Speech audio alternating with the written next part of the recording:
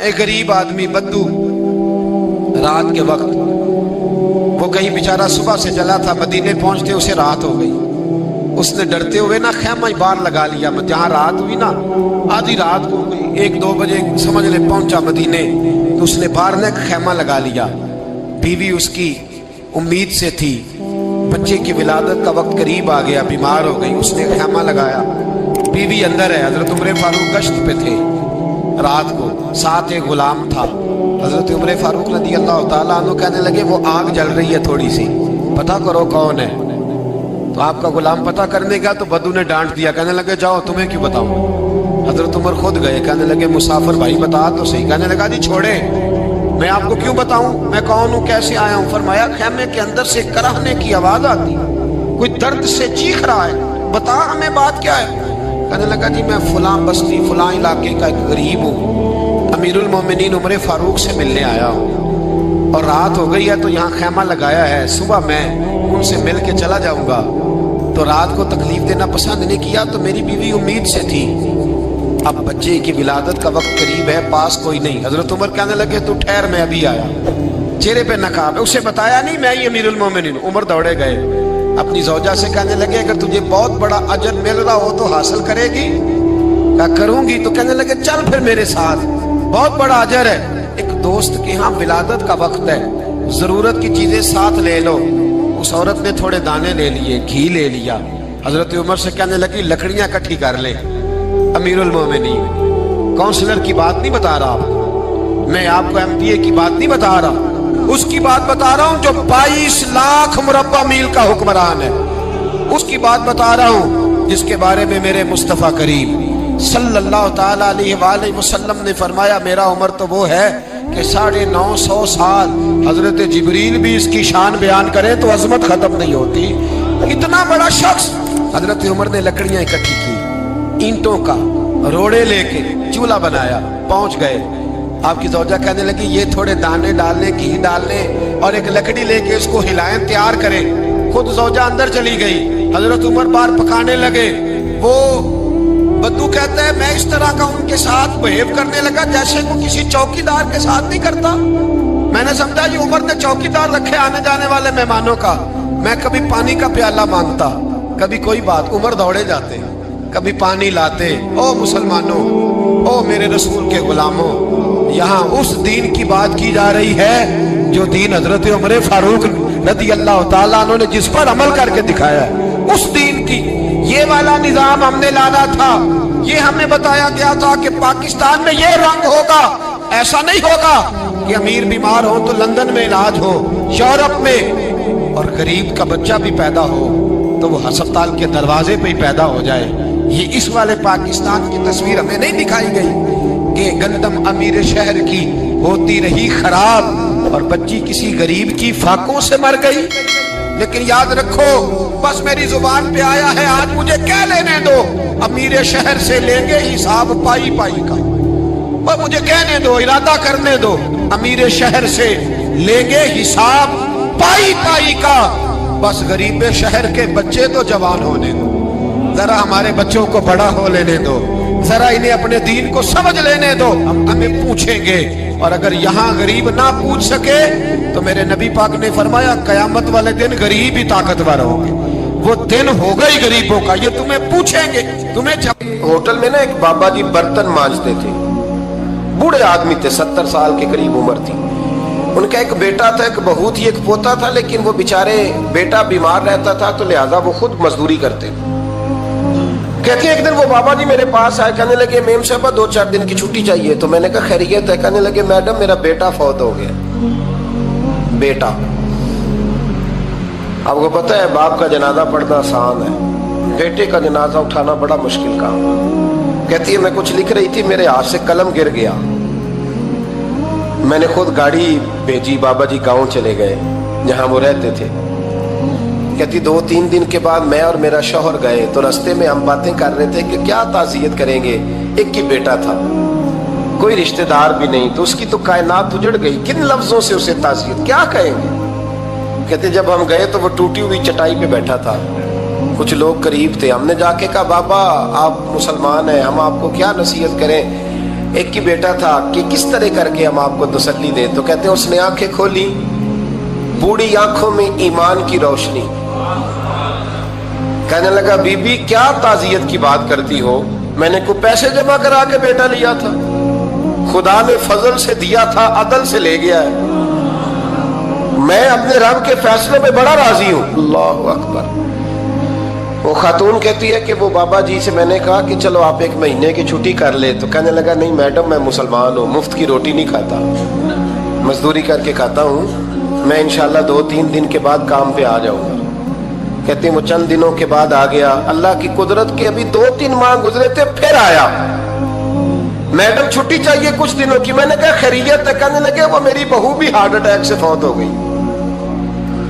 کہتے اب میں بھی تڑپ گئی ہوں اور عیسائی ہو کہ میری آنکھوں میں آنسو آ گئے. میں نے کہا گھر کا دروازہ بند ہو گیا, اب یہ بیچارہ کیا کرے گا. وہ اپنے شوہر کے غم میں ہارٹ اٹیک سے فوت ہو گئی.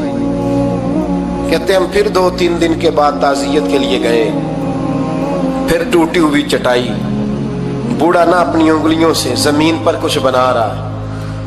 کہتے قریب گئی اور میں نے جا کے کہا بابا اب تو تسلی آپ نے خود ہی کرنی ہے, جو نظام تھا وہ تو ہو گیا. تو کہتے ہیں پھر اس نے آنکھیں کھولی, آسمان کی طرف دیکھا تو کہنے لگا بیٹی کوئی پریشانی نہیں, میرا بیٹا بغیر شادی کے بھی تو فوت ہو ہی سکتا تھا نا, بس میرے مالک نے جب چاہا جیسے چاہ ہوا. میں انشاءاللہ 2-4 دن کے بعد کام پہ آؤں گا. یہ میرا 3-4-5 سال کا پوتا ہے, ابھی اسکول داخل ہوا ہے, میں ساتھ لے آؤں گا. وہاں میرے ساتھ اوپر کوارٹر میں جہاں میں رہتا ہوں یہ بھی رہے گا. کبھی کبھی میں دیکھتی چھت پہ کھڑے ہو کے کہ دادا گھوڑا بنا ہوا ہے اور پوتا سواری کر رہا ہے. وہ سویرے اٹھتا, اس کو سکول چھوڑ کے آتا, شام کو لے کے آتا, پیار کرتا, محبت کرتا. 3ری منزل پر ہم نے کوارٹر دیا ہوا تھا, وہاں دادا پوتا رہتے. اللہ تو بڑا بے نیاز ہے.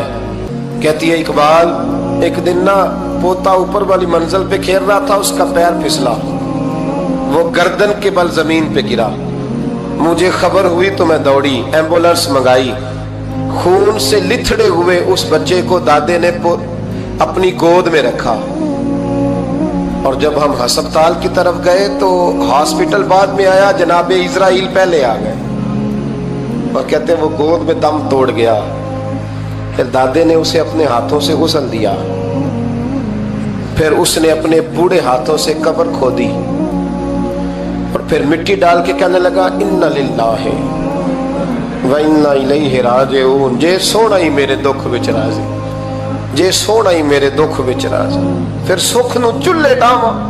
کہتے ہیں وہ مٹی ڈالی اس نے, اور جب وہ واپس پلٹا تو میں بازو سے تھام کے ہوٹل قریب لائی اور میں نے اس کے قریب کہا کہ بابا تو ٹوٹ گیا ہے, تو بکھر گیا ہے. تو کہتے ہیں یوں اس نے ہاتھ رکھے اور یوں آنسو چھٹک دیے. کہنے لگا میڈم کیوں میرے اندر کوئی عقیدہ نہیں, میں کوئی لوارث ہوں, میرا کوئی رب نہیں, میں کیوں پریشان رہوں گا, میں تو پکا ہوا پھل ہوں. تھوڑے دن گزرے کہ قبر میں جاؤں گا, اور جب جنت میں جاؤں گا تو اللہ میری بیٹے سے بھی ملاقات کرائے گا, میرے پوتے سے بھی ملاقات کرائے گا, میرا رب ساری ملاقاتیں کرا دے گا. میں اپنے اللہ کی رضا پہ بڑا راضی ہوں. وہ خاتون کہتی ہے میرا اور میرے شوہر کا کلیجہ پھٹنے لگا. میں نے کہا بابا یہ جذبہ کہاں سے ملتا ہے, یہ سکون کہاں سے آتا ہے, یہ کیفیت کیسے ملتی ہے. مجھے کہنے لگا تو نے لینی ہے. میں نے کہا, تو کہنے لگا تو بھی گنبد خضرا والے نبی کا کلمہ پڑھ جا, اللہ تجھے سکون عطا کرے. حضرت عمر فاروق رضی اللہ تعالی عنہ. حضرت عمر معمولی شخص نہیں, معمولی آدمی نہیں. کچھ لوگ صدیوں کے بعد پیدا ہوتے ہیں اور کچھ لوگ ایسے ہوتے ہیں جو ایک ہی بار پیدا ہوتے ہیں, ان جیسا دوسرا پیدا ہوتا ہی نہیں, دوسرا ان طرح کا پیدا ہوتا ہی. حضرت عمر رضی اللہ تعالیٰ عنہ جیسی شخصیات پیدا ہی نہیں ہوتی دوبارہ. سارے صحابہ در رسالت مآب پہ خود آئے. یہ وہ عظیم شخص ہے جسے اللہ کے محبوب نے اللہ سے مانگ کے لیا ہے, کہا اے اللہ یہ مجھے دے دے, اللہ سے مانگ کے لیا ہے. اس لیے صوفیاء کہتے ہیں کچھ مرید ہوتے ہیں کچھ مراد ہوتے ہیں. کچھ مرید ہوتے ہیں کچھ مراد ہوتے ہیں. مرید وہ ہوتا ہے جو چل کے آتا ہے آ کے مرید ہوتا ہے. مراد وہ ہوتا ہے جسے کہا جاتا ہے کہ یہ کبھی میرا بن جائے نا, یہ کبھی آ جائے نا, میرا بن جائے, اس کو مراد کہتے ہیں. حضرت عمر مصطفیٰ کریم کی مراد ہیں, حضور کی مراد ہے. اللہم اعز الاسلام بے اسلام عمر ابن خطاب, اے اللہ اسلام کو عزت دے دے, میرے عمر کو کلمہ پڑھنے کی توفیق عطا فرما دے. اور کیسے دعا مانگی؟ او یار حضرت عمر کی تو اس فضیلت کا کوئی جواب نہیں دے سکتا. میرے رسول پاک علیہ السلام سب کے لیے ہی دعا مانگتے ہیں نا, حضور کی دعا عام ہے, لیکن مصطفیٰ کریم نے کعبے کا غلاف تھام لیا اور غلاف کعبہ کو حضور نے سینے سے لپٹایا اور سینے سے چمٹا کے کہا اے اللہ میں نے تو کبھی سوال ہی زیادہ نہیں کیے, میں کرنے آیا ہوں, مجھے عمر دے دے, عمر دے دے. حضور نے مانگ کے لیا.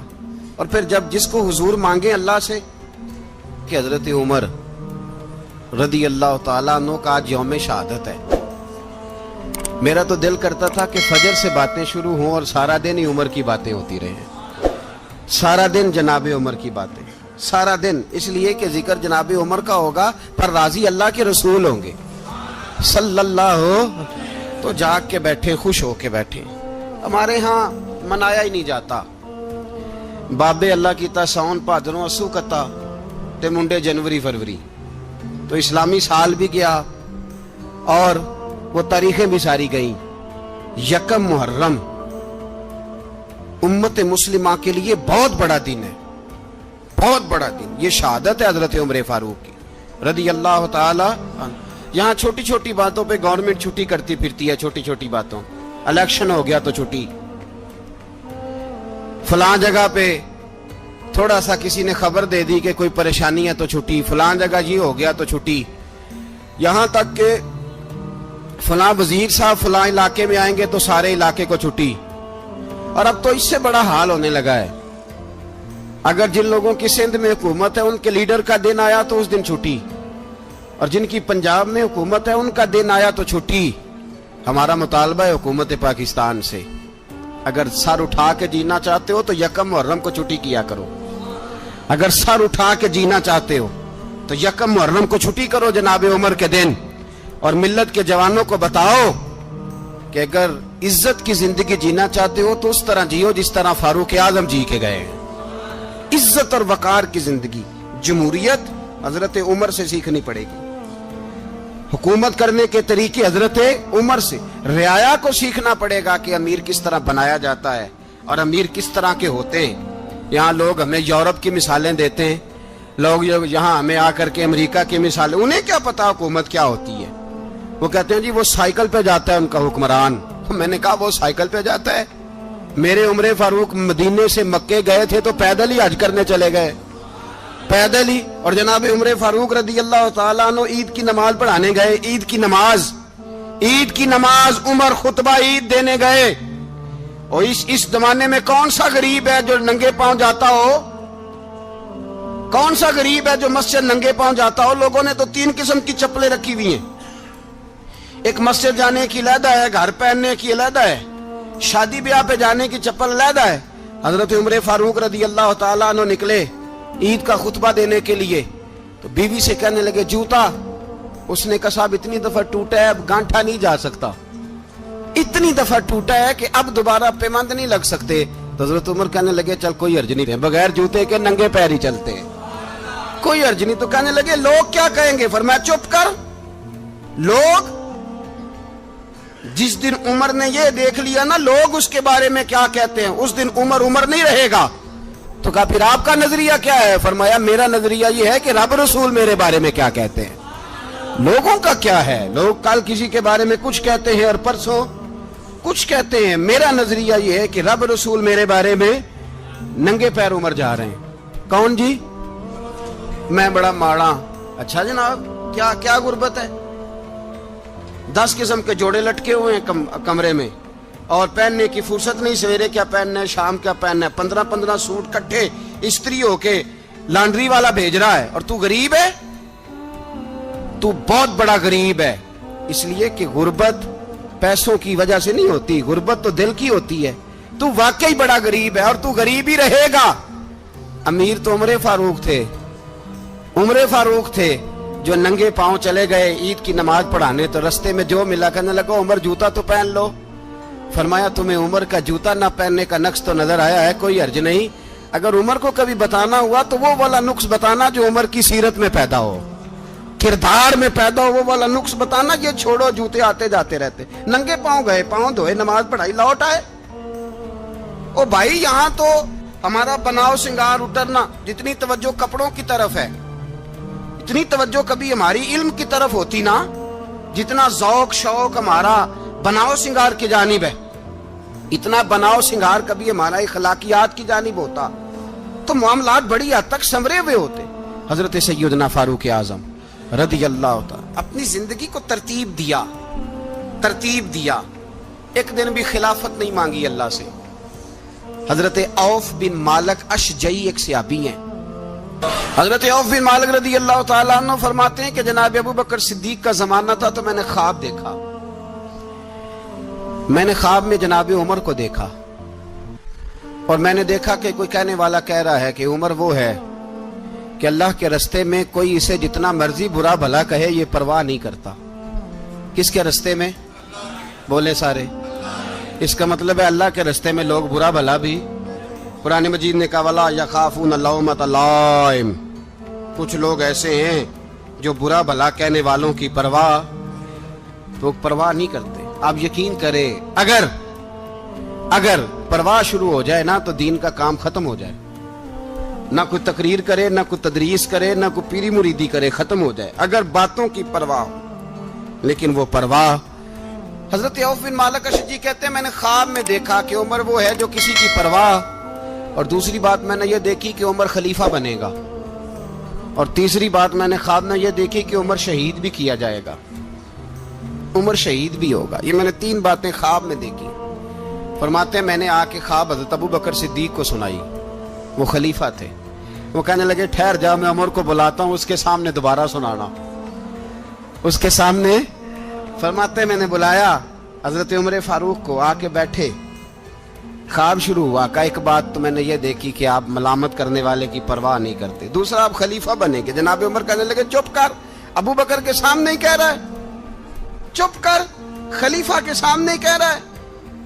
تو حضرت ابو بکر صدیق کہنے لگے عمر اسے کہنے دو، مجھے لگتا ہے رب کی رضا یہی ہے کہ میرے بعد اگر مصطفیٰ کا منبر ملے تو عمر کو ملے، اسے کہنے دو۔ یار یہاں تو لوگ ڈینگے مارتے ہیں، یہاں تو لوگ دعوے کرتے ہیں میرے سامنے فلانے کو بھی بٹھاؤ، فلانے کو بھی بٹھاؤ، اس کو کیا پتا، اس کو کیا پتا، یہ تو بڑکے مارنے کا دور ہے۔ حضرت عمر رضی اللہ تعالیٰ عنہ کو تیسری بات کہی، حضرت عوف بن مالک نے کہا آپ شہید کیے جائیں گے، میں نے خواب دیکھی ہے۔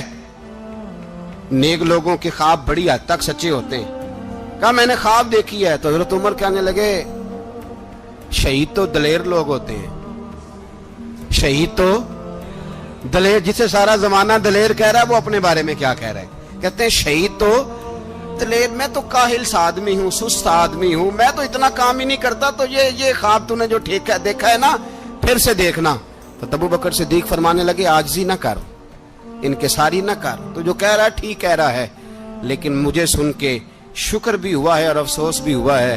افسوس اس بات کا کہ تیرے جیسا بطل عظیم چلا جائے گا، اور شکر اس بات کا کہ رب تجھے زندگی بھی اعزاز والی دے گا، اور شہادت کی موت دے کے اللہ تجھے موت بھی عزت والی عطا فرمائے گا۔ اللہ موت بھی تجھے عزت والی دے گا، تجھے کاہلوں جیسی موت اللہ۔ حضرت فاروق اعظم رضی اللہ، او بھائی یہاں تو اس زمانے کا سب سے بڑا مسئلہ پروٹوکول ہے۔ لوگوں پتہ ہوتا ہے کامل پیر ہے، کامل مرشد ہے، لوگ نہیں جاتے۔ میں کسی کا مرید ہو جاؤں، میرا پروٹوکول کدھر گیا؟ پتہ ہوتا ہے یہ کامل استاد ہے، میں اس کے پاس بیٹھوں گا تو میری تربیت کرے گا، لیکن لوگ شاگرد نہیں بنتے، میں کدھر گئی؟ یہ جو پروٹوکول کی مصیبت ہے نا، اس نے بڑے بڑے لوگ زیرو کر دیے، بڑے بڑے لوگ۔ اور یہ مت سمجھے کہ آپ کا وزیر اعظم پروٹوکول لیتا ہے یا آپ کا صدر پروٹوکول، وزراء، ایسی کوئی بات نہیں۔ ہم چھوٹے طبقے سے لے کر بڑے سارے پروٹوکول کے قائل ہیں، हमारा तो दामाद भी कहता है कि मुझे पूछा नहीं मैं तुम्हारे घर क्यों आऊं। हमारा तो भाई हर शख्स ऐलान करता है प्रोटोकॉल का, फलाने ने इज्जत नहीं दी तो वापस आ जाओ, फलाने ने सलूट नहीं किया तो वापस आ जाओ। लोग जहां सलूट करना चाहिए वहां भी सलूट कराने के कायल हैं। पर हजरत उमर रदी अल्लाह ताला, हजरत उमर की सादगी और फिर जनाबे उमर की आजिजी, जब इंसान अपने ऊपर सवार कर लेता है ना, सवार कर लेता है, मैं बदकार पुराना खादम किसे दर मिली नी टोई, इते वासफ यार ने नजर जो की थी ते वासफ वासफ ही। मैं अक्सर सोचता हूँ हुजूर ने जहां भी कहा ना, फरमाया मेरे बाद नबी होते तो खताब के बेटे उमर होते। हुजूर ने फरमाया उमर जिस रास्ते से जाता है शैतान वो रास्ता बदल जाता है। नबी पाक सल्लल्लाहु अलैहि वसल्लम ने फरमाया मेरा उमर वो है कि इसकी जुबान पर हक जारी है। हुजूर अलैहिस्सलाम ने फरमाया 950 साल हजरत जिब्रील मेरे उमर की शान बयान करें तो इनकी अजमत खत्म नहीं होती। 950 साल जिब्रील अजमत बयान करे तो खत्म नहीं होती। ये बात है हजरत उमर की। और फरमाया उमर अबू बकर की नेकियों में से एक नेकी है, ये शान है अब उमर फारूक रदी अल्लाह ताला अन्हु की। हुजूर ने फरमाया मेरे बाद नबी होते तो उमर होते, जिस गली से उमर आए शैतान रास्ता बदल जाए। मेरे उमर फारूक की शान 950 साल बयान हो तो खत्म ना हो। उमर की जुबान पर अल्लाह हक बयान करता है, जो उमर कहता है वही रब कर देता है। हुजूर सारी जिंदगी फजीलतें बयान करते रहे, उमर जवाब में क्या कहते हैं? कोई बताए ना कि ये वाली हदीसें कभी उमर ने भी रवायत की हो कि हुजूर ने मेरे बारे में ये कहा है। ये रवायतें वो रवायत नहीं करते। उनसे जब लोग कहते उमर तेरी बड़ी बात है तो उमर रो पड़ते, कहते मैं तो ऊंट चराने वाले बाप का बेटा हूं, मैं तो ऊंट चराने वाले बाप का बेटा, ऊंट चरा। इससे आगे उमर गए ही नहीं सारी जिंदगी, इससे आगे लफ्ज ही नहीं अदा की। और मैं तो भाई ऊंट चराने वाला, मेरा बाप तो ऊंट चराया करता था, 10 ऊंट थे, मेरी ड्यूटी होती थी, संभाले नहीं जाते थे, अब्बा डंडों से मारता था। सारी जिंदगी उम्र हाज करने गए, एक खुश्क तना खजूर का उमर फारूक रदी अल्लाह ताला अन्हु ने उसको अपने कलावे में लिया, रोने लगे। लोगों ने कहा उमर क्या हुआ? फरमाने लगे यहां मैं ऊंट चराया करता था, यहां मैं ऊंट चराता था, 10 ऊंट संभाले नहीं जाते थे। देखो रसूलुल्लाह की शान, आज सारी उम्मत चलाने का तरीका अता फरमा दिया है। सारी नजरिए से प्यार। यार पैसा किसको बुरा लगता है? आप जिस आदमी की 50 करोड़ की प्रॉपर्टी है उसको पूछें सबसे गरीब, आपको वही नजर आएगा। वो कहेगा मैं टाइट हूं, हालात बड़े। मैं कई बार पूछे उन्होंने, मैं आखे तो तर्जमा भी 10 छड़ो की, हमें तो समझ नहीं आती। और टाइट हालात कौन से होते हैं जी? जिस आदमी का करोड़ों में कारोबार है ना, उसको आप छेड़े वो रोने लग जाएगा, रोने। तो कई मैंने ऐसे देखे हैं किराए का मकान है, उनसे पूछे साहब क्या हाल है, तो कहते हैं जितनी अल्लाह ने शान वाली जिंदगी हमें अता की है किसी को नहीं दी हुई। इसका मतलब है खुशी भी यही है और गम भी यही है। अंदर से खुशी है, अंदर से ही। तूने अगर राजी रहना है तो इधर से रहना है, नाराज रहना है तो बस अपने आप को खुश रखेगा तो हो जाएगा। सारे सहाबा मिल के आए, कहने लगे उमर फारूक से कहना है नबी पाक के जमाने में तो जाहिरन गुर्बत थी, अबू बकर के दौर में भी गुर्बत थी, अब तो बड़ा माल है।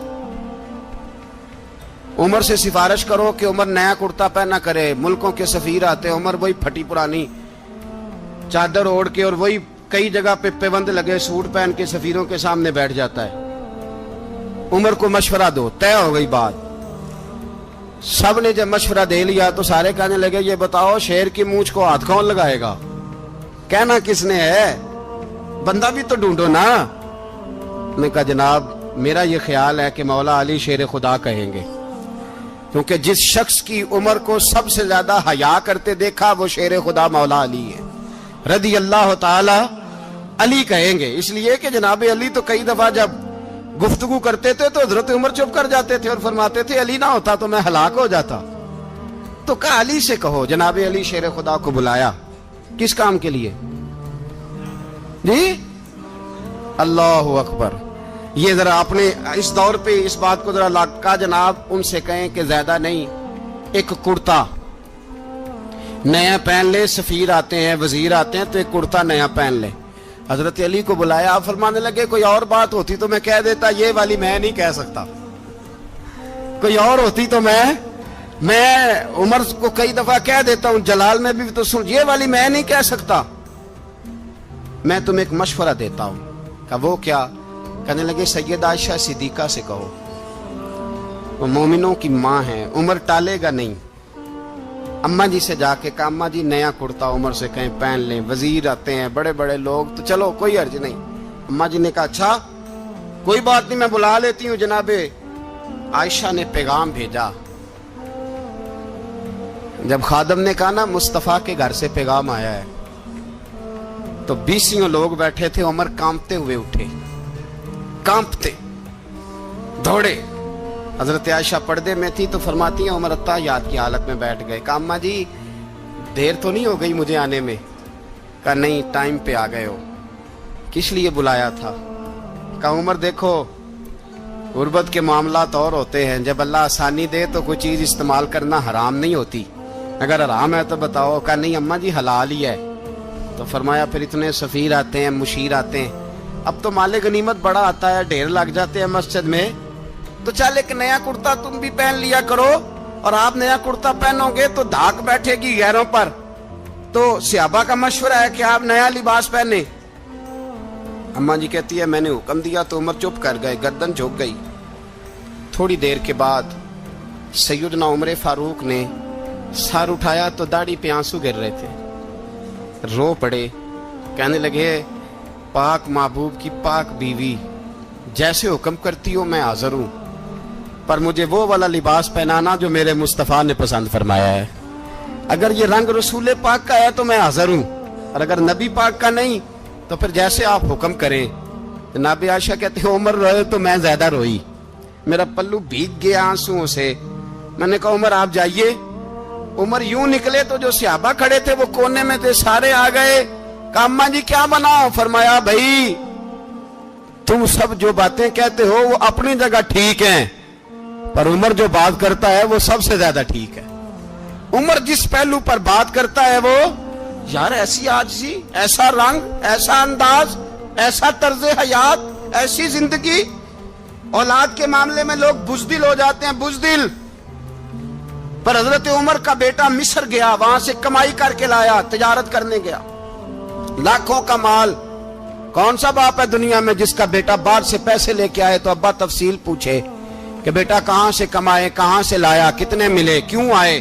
کون سا باپ تفصیل پوچھتا ہے؟ ابا تو کہتا ہے لا صحیح, اور تعریفیں کرتا ہے میرا بیٹا بڑی کمائی کرتا ہے. کبھی پوچھا ہے اس سے کہ ڈیوٹی صحیح دیتا ہے کہ نہیں؟ کبھی پوچھا ہے کہ تو ایمانداری کی روزی لاتا ہے کہ حرام کی کماتا ہے؟ یہ باپ کی ذمہ داری ہے, یہ اماں کی ذمہ داری ہے. پھر کہتا ہے بیماری کیسے آ گئی, پریشانی کیسے آ گئی, تو نے کبھی سوال کیا اپنی اولاد سے؟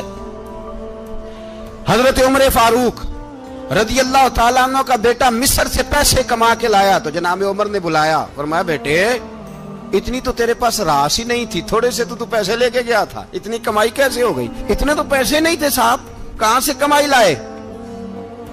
اس نے کہا ابا جی وہ جو میرے چچا ہے نا مصر کے گورنر, آپ کے دوست, انہوں نے میری مدد کی ہے. فرمایا جتنے لوگ گئے تھے سب کی ہے مدد اس نے؟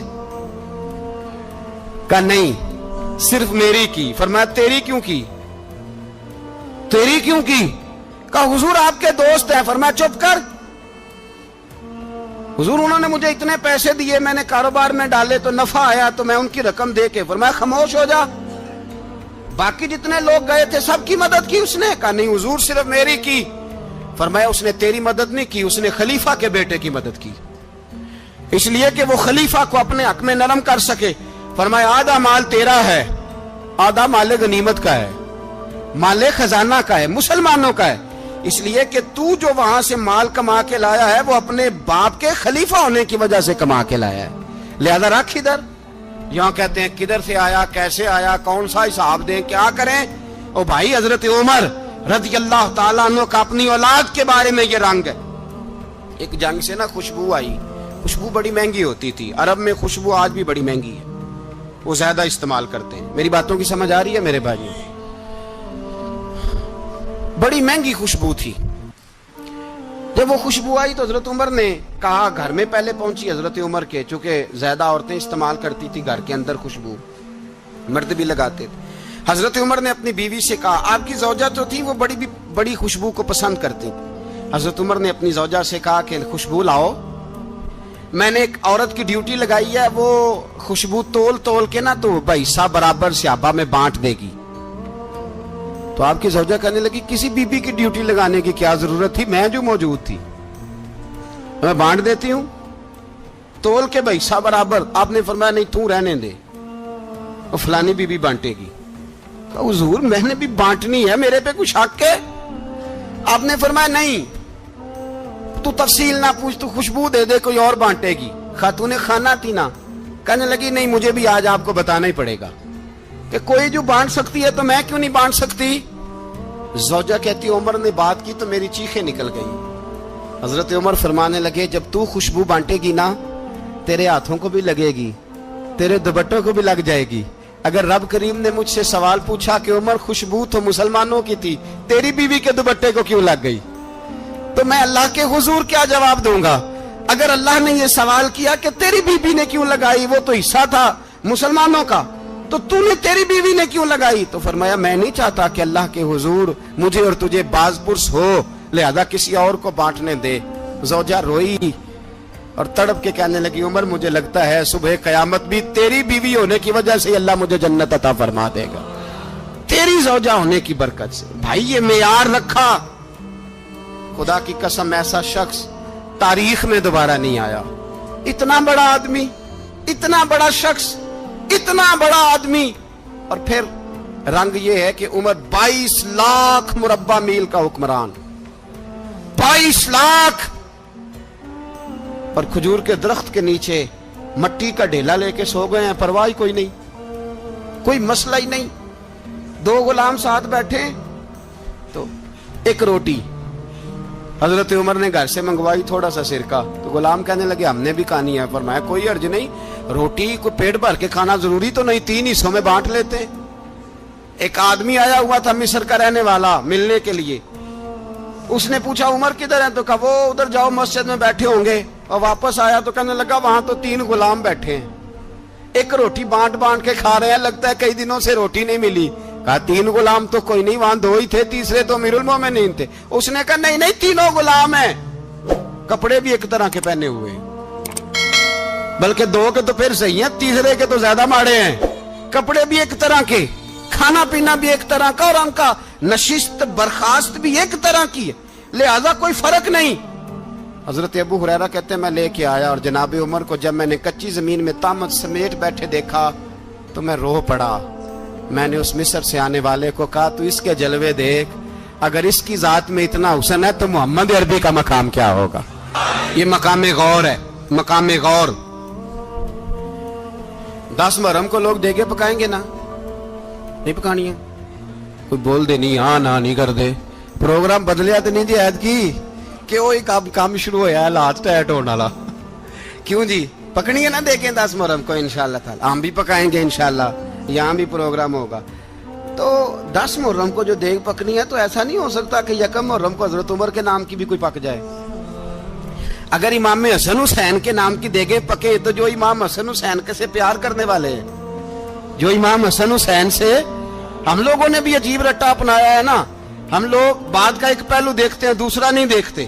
حضرت امام حسن اور حسین کو بھی نبی پاک نے شہید کہا, اور جناب عمر کو بھی رسول اللہ نے خود شہید فرمایا. فرمایا شہید ہے, خود فرمایا اپنی زبان سے کہ یہ شہید ہے, خود میرا عمر شہید ہے. تو ان کے نام کی دیگ نہیں پکنی چاہیے, اس طرف نہیں ہماری توجہ ہونی چاہیے.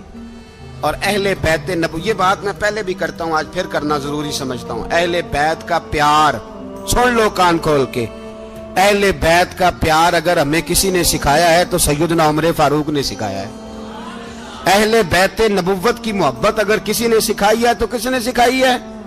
بول کے بتائیے. حضرت عمر نے. اہل بیت کا پیار ہمیں حضرت عمر نے بول کر کے سکھایا ہے. بھائی یاد رکھیں, کسی کی طاقت نہیں تھی دم مارنے کی حضرت عمر کے سامنے, طاقت ہی نہیں تھی. کیسر و کسرا کانپ جاتے تھے, जरूरत ही नहीं करते थे हजरत। और हमारे तो तल्लकात बड़े हैं ना गैरों से। हजरत अबू मूसा अशअरी रदी अल्लाह ताला अन्हु फरमाते हैं मेरा मुंशी ईसाई था, वो कातिब कहते थे वो लोग, मेरा हिसाब किताब ईसाई था। तो फरमाते हैं एक दिन मैंने वो सारा हिसाब किताब लेन देन के हजरत उमर को दिखाया तो फरमाने लगे जिसने लिखे हैं उसको बुलाओ। कहने लगे जरूर मस्जिद नहीं आ सकता। क्यों नहीं आ सकता? कहने लगे वो ईसाई है। कहते हैं हजरत उमर जलाल में आ गए। आप फरमाने लगे जिन्हें रब दूर करता है तुम क्यों करीब करते हो? जिन्हें अल्लाह दूर करता है। फरमाया तुम गैरों को अगर ओहदे दोगे तो अपनों का क्या बनेगा? अगर तुम गैरों को ओहदे दोगे तो अपनों का। ये सोच है जो आज बर्मा के मुसलमानों के लिए भी जरूरी है। कहा अगर तुम गैरों को ओहदे दोगे तो अपनों का। हमने गैरों को ओहदे दिए तो देखा ना अपने किस तरह काटे जा रहे हैं। गैरों को जो ओहदे दे दिए जराने सारे गैरों से। रोज दावा होता है चीन हमारा सज्जन है, चीन हमारा दोस्त है। ओ भाई दोस्त है तो उससे कहो ना कि बर्मा तो तुम्हारी एक छोटी सी रियासत है, चीन के बगैर तो वो सांस भी नहीं ले सकता। उसको कहो ना उस हुकूमत पे दबाव डाले। लेकिन हम लोगों ने गैरों को ओहदे दिए तो अपने पिस गए। हजरत उमर कहते थे जिम्मी का हम अदब करेंगे, जिम्मी काफर का हम, ऐसा काफर जो मुसलमान रियासत को कबूल करे, बदअमनी ना फैलाए। एक आदमी को आपने देखा आंखों से नाबीना है और भीख मांग रहा है, तो हजरत उमर को नजर आ गया। फरमाया कौन हो? उसने कहा मैं यहूदी हूं।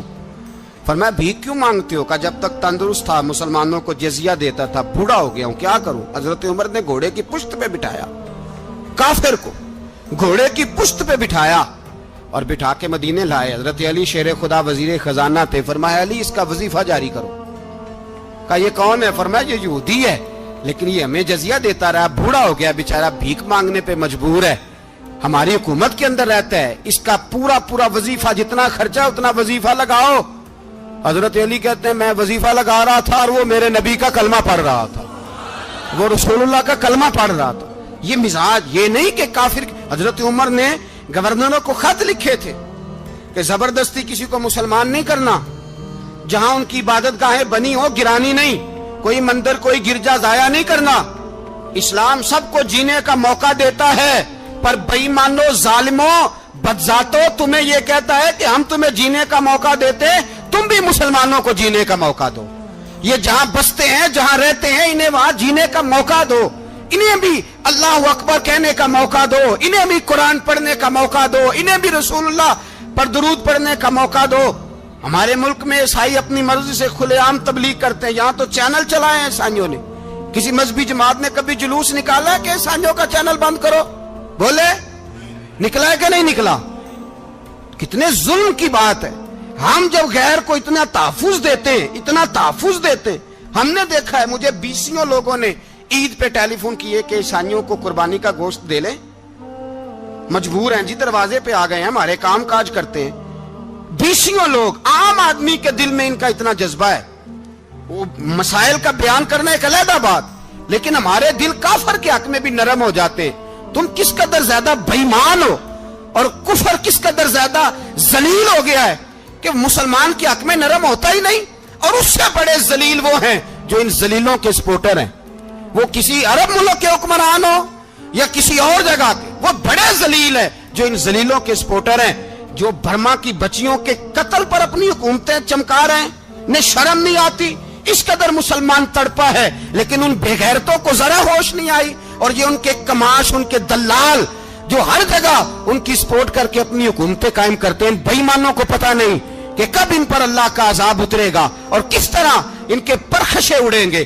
तुम्हें अपनी जिल्लत और रुसवाई नजर नहीं आ रही कि जमीन किस तरह तुम्हारे लिए तंग हो गई है? इससे ज्यादा और तुम्हारी रुसवाई क्या होगी? डरो अल्लाह से, और ये तो दुनिया का अजाब है। इन्ना बत्श रब्बिक शदीद, मेरा रब कहता है कयामत तो कायम होने दे।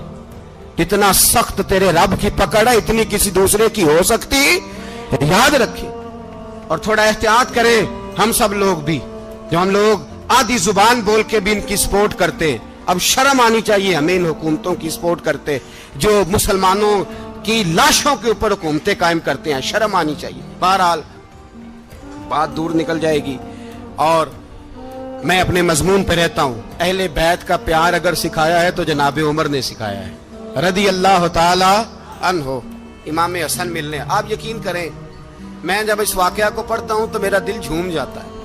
میں کہتا ہوں یار ڈاڈا ہونا اپنی جگہ پہ، عشق ہونا اپنی جگہ پہ، انسان کا باوقار ہونا اپنی جگہ، جہاں کھڑے ہونا تھا وہاں یہ کھڑے ہوتے تھے، اور جہاں جھکنا تھا وہاں یہ ان لوگوں میں اقبال نے کہا تھا تیری نگاہ ناز سے دونوں مراد پا گئے، عقلے کی یاب و جستجو، عشق حضور و اضطراب، جہاں اگر آیا ہے سامنے کیسر و کسرا تو عمر جیسا دلیر کوئی نہیں، اگر سامنے آیا ایران کا بادشاہ تو عمر جیسا تگڑا کوئی نہیں، اگر آیا ہے سامنے غسان کا بادشاہ تو عمر جیسا عادل کوئی نہیں، لیکن اگر علی کا بیٹا آیا ہے، اگر فاطمہ کے لال پارے آئے ہیں تو پھر فاروق اعظم سے جیسا محب کوئی نہیں، پھر ان سے جیسا پیار کرنے والا کوئی نہیں۔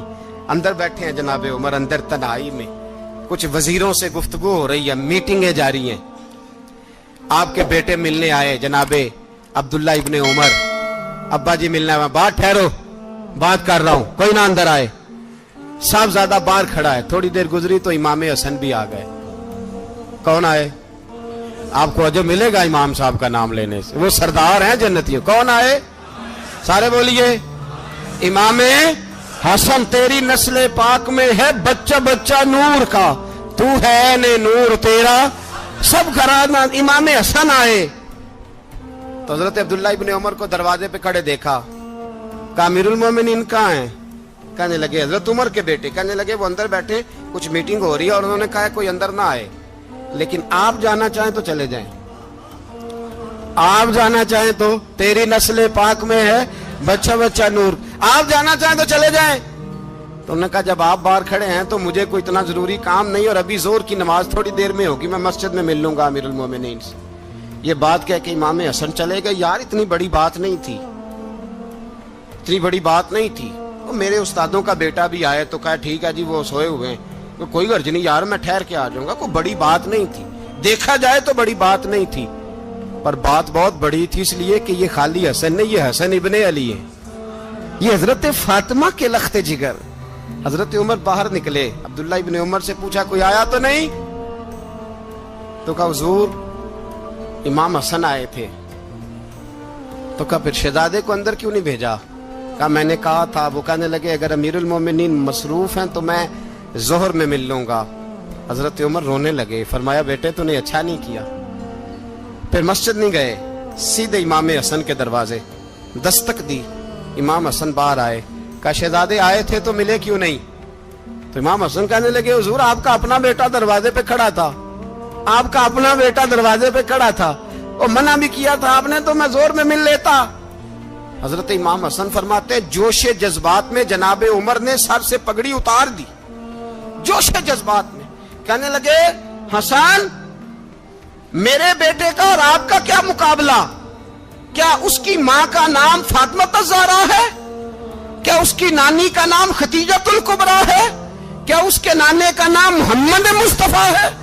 آپ کا اور اس کا کیا مقابلہ؟ پھر رو پڑے اور کہنے لگے بیٹے میں مکے کے صحراؤں میں اونٹ چرایا کرتا تھا، یہ جو میرے سر پر عزت کے بال ہیں یہ تیرے نانے کے اگائے ہوئے، میں مکے کے خبردار شہزادے خبردار۔ او بھائی اہل بیت نبوت کے ادب کا رنگ اگر سکھایا ہے تو سیدنا عمر نے سکھایا ہے۔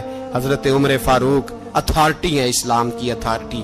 یکم محرم حضرت عمر کی شہادت ہے، یہودی بول اٹھا، کافر بول اٹھا، اگر 6 مہینے عمر دنیا میں اور رہتے تو دنیا میں کوئی کافر موجود نہ ہوتا، 6 مہینے۔ اور جب اس بطل جلیل کا جنازہ اٹھا، اللہ بخاری پڑھیے نا، اللہم ارزقنا شہادت فی سبیلک، اللہ بسترے کی موت نہ دینا، شہادت کی دینا۔ عمر شہید ہوئے، مسجد نبوی میں نماز پڑھاتے، اور جب جنازہ اٹھا تو مدینے کا پھر پیچھے جو دلیر بچے وہ مولا علی تھے، مولا علی۔ جناب عمر کا جنازہ اٹھا تو سب سے پہلی ہائے جو نکلی وہ حضرت علی کی زبان سے نکلی، اور حضرت علی ساری داڑھی آنسوؤں سے بھر گئی۔ لوگوں نے کہا کہ علی کیا ہوا؟ فرمانے لگے تم دیکھ نہیں رہے جنازہ کس کا اٹھا ہے، پلٹ کے دیکھو تو صحیح، پتہ نہیں یہ کون گیا ہے۔ کہ حضور کیا ہوا؟ آپ فرمانے لگے عمر اس طرح کے کام کر کے گیا ہے، اب ان کے رستوں پہ کون چلے گا؟ کون اس کے جگر راہ وفا میں؟ میں نقش ایسے چھوڑ آیا ہوں میں جس منزل سے گزرا ہوں وہ اب تک یاد کرتی ہے۔ حضرت علی حضرت عمر کے جنازے پہ کھڑے ہو کے کہتے ہیں اللہ مجھے اس طرح کے عمل کرنے کی توفیق دے جس طرح کی عمر کر کے گیا۔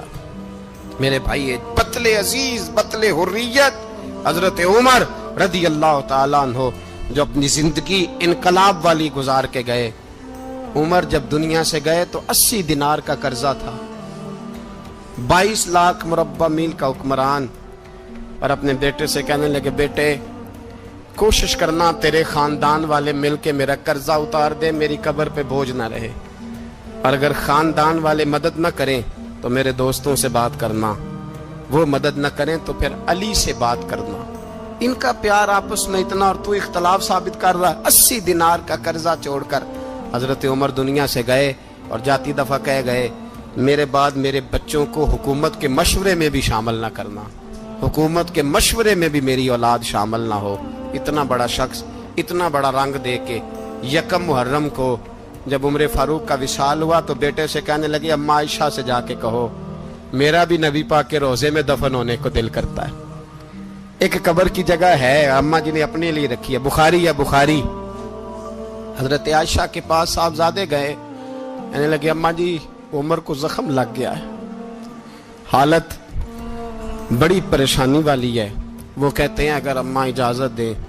سید عائشہ رو پڑی، فرمانے لگی کہ وہ اپنی قبر کی جگہ تو نہیں نہ کسی کو دیتا، پر عمر نے کمال ہی بڑا کیا، اسے کہو جاؤ گنبد خضرا میں قیامت تک جو مصطفیٰ پہ اور ابو بکر پہ سلام پڑے گا وہ تجھ پہ بھی سلام پڑھ کے جائے گا۔